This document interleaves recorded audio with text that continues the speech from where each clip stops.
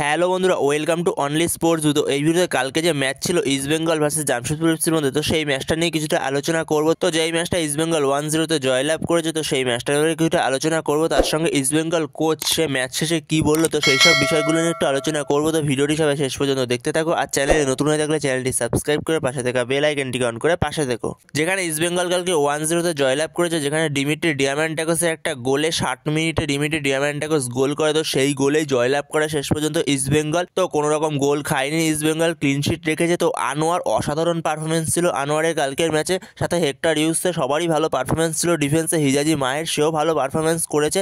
আনোয়ার আলী অসাধারণ কালকের ম্যাচে। আনোয়ার আলী প্রথমে একটা শট মেরেছিল, যেই শটটা পোস্টে গিয়ে লাগে, একটুর জন্য গোল হয় না, তো তার ওখানে দুর্ভাগ্য। এটা তো দুরন্ত একটা শট ছিল। তার সঙ্গে আনোয়ার আলী ডিফেন্সে অনবদ্য। তো সেখানে ইস্ট বেঙ্গলের আরও একটা ক্লিনশিট চলে আসলো এই মরশুমে। তার সাথে পিভি বিষ্ণু, সে তো অসাধারণ লেভেলের ফুটবল খেলছে। তো কালকে এক কথায় বলতে গেলে শুভম সারাঙ্গীর কাছে কোনো রকম জবাব ছিল না পিভি বিষ্ণুর। পিভি বিষ্ণুকে যত প্রশংসা করা হবে ততই কম হবে প্রশংসা।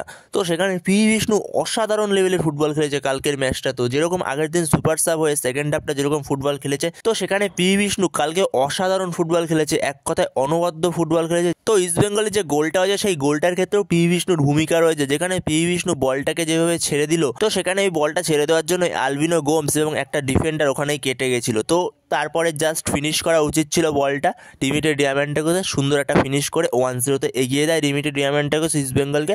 তো শেষ অবধি ইস্ট বেঙ্গল ওই 1-0 লিড নিয়ে তো শেষ অবধি ম্যাচটা শেষ করে। এবং তার সঙ্গে ওপরে ক্লেটন, সে যথেষ্ট ভালো পারফরমেন্স করছে লাস্ট দুটো ম্যাচ ধরে। অনবদ্য ক্লেটন, যে ক্লেটনকে প্রথম দিকে ঠিকঠাক ভালো লাগছিল না দেখতে, ইস্ট বেঙ্গল ফ্যান্সরা অখুশি ছিল ক্লেটনকে নিয়ে। তো সেই ক্লেটন অনবদ্য পারফরমেন্স করছে লাস্ট দুটো ম্যাচ ধরে। তো অনবদ্য ইস্ট বেঙ্গলের পারফরমেন্স, পুরো ইস্ট বেঙ্গল টিমের পারফরমেন্স অনবদ্য। তো এরপরে অস্কার বুজন সে ম্যাচ শেষে টিম নিয়ে এবং প্লেয়ারদের নিয়ে কি বলল, আমরা প্রথমে গোল করতে চাই, সে যতই কঠিন ম্যাচ হোক। এই জয়ের ফলে অস্কার বুজন বলে, ঘরের মাঠে আমরা প্রতিপক্ষের কাজকে কঠিন করে তুলতে পেরেছি, এই ফলে আমি খুশি এবং দুই দলের কাছেই অনেক গোল করার সুযোগ এসেছিল। তার সাথে গতকালই বলেছিলাম এই ম্যাচে যে প্রথম গোল করবে তারই জেতার সম্ভাবনা বেশি থাকবে, তো সেটাই হলো। তো এরপরে যখন সাংবাদিক আনোয়ার আলীকে নিয়ে প্রশ্ন করে অস্কার বুজনকে যে আনোয়ার আলী যে সব পজিশনে খেলতে পারে, তো সেই ব্যাপারে অস্কার বুজন বলেন, তো সে বলে আনোয়ার আলী দুর্দান্ত একজন ফুটবলার, দুর্দান্ত একজন মানুষ এবং দুর্দান্ত একজন টিমম্যান। ও খুবই ভালো করে জানে যে ওর দলের প্রয়োজন কি, ওকে দলে যেই কাজে প্রয়োজন ও সেই কাজটাই ভালো করে করতে পছন্দ করে।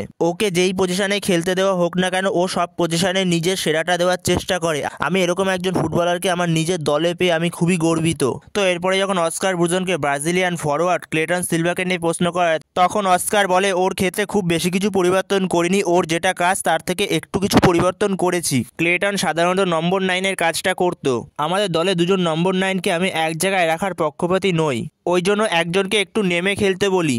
এবং গত ম্যাচে নিজেদের ভূমিকা ভালোই বুঝতে পেরেছে এবং ক্রমশ আস্তে আস্তে সে তার নিজের ফর্মে ফিরছে এবং এই ক্লেটনকেই আমরা দেখতে চেয়েছিলাম। এরপরে যখন অস্কার বুজনকে নন্দকুমারকে নিয়ে প্রশ্ন করা হয় যে নন্দকুমার এত গোল মিস করছে, তো সেই জায়গায় অস্কার বুজন বলে, তো সেখানে অস্কার বুজন বলে গোল মিস করতে গেলে গোলের কাছে পৌঁছতে হবে, কিন্তু নন্দ সেই কাজটা সমানে করে যাচ্ছে, কিন্তু ওর ভাগ্য যেদিন সঙ্গ দেবে সেদিন ও নিশ্চয়ই গোল পাবে। তো শেষে আরও একটা কথা বলে অস্কার বুজন, হ্যাঁ এটা ঠিক, নন্দকুমারকে আরও বেশি উন্নতি করতে হবে। তো এরপরে যখন অস্কার বুজনকে হায়দ্রাবাদ ম্যাচ নিয়ে প্রশ্ন করা হয়, তখন অস্কার বুজন বলেন, বাইরে গিয়ে আমরা আমাদের নিজেদের মানসিকতা চেঞ্জ করব না, খেলা শুরুর বাঁশি বাজার প্রথম থেকে আমরা আক্রমণাত্মক খেলবো এবং প্রথমেই আমরা গোল তুলে নেওয়ার চেষ্টা করব। তো সেখানে আমাদের নিজেদের মানসিকতা আমরা চেঞ্জ করব না, আমরা প্রথমে গোল করতে চাই, সে যতই কঠিন ম্যাচ হোক না কেন। তো অস্কার বুজন সে ম্যাচ শেষে এগুলোই বলে। তো তোমাদের সব কিছুই শেয়ার করলাম অস্কার বুজন কি বলেছে ম্যাচ শেষে। তো এই ভিডিওতে এই পর্যন্তই। তো ভিডিওটি ভালো লাগলে অবশ্যই লাইক শেয়ার সাবস্ক্রাইব করতে ভুলো না। তো নেক্সট ভিডিওতে দেখা হচ্ছে, ততক্ষণের জন্য